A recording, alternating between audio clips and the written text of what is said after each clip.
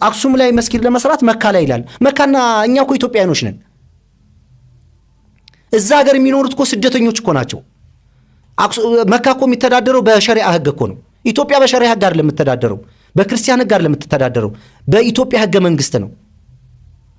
እኛ ኢትዮጵያኖች ነን። ከስደት አይደለም የመጣው ሙስሊም፣ ስደት አይደለም የመጣው። ኢትዮጵያ ውስጥ የተወለዱ ሙስሊሞች ናቸው እንደ ባዳ ተቆጥረው አንተን ማን ነው ባለቤት ያደረገ? ሁላችንም እኮ ከውጭ ነው እኮ የመጣ ነው። አስተሳሰባችን፣ እምነታችን፣ ሃይማኖትን እኮ ከውጭ ነው የመጣው። የመጣንበት ጊዜና ወቅት ሊለያይ ይችላል። እስልምናን ባዳ አድርገህ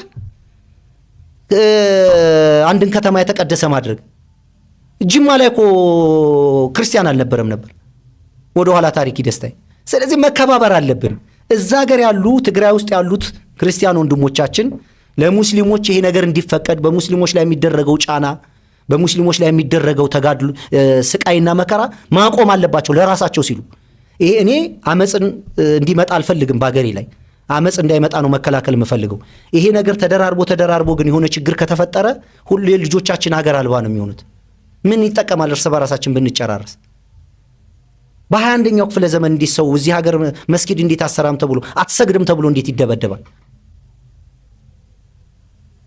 ስለዚህ ኢትዮጵያውያኖች ናቸው። በየትኛውም ኢትዮጵያ ክልል ላይ መስጊድ የመጠየቅ መስገድ ህገ መንግስታዊ መብታችን ነው።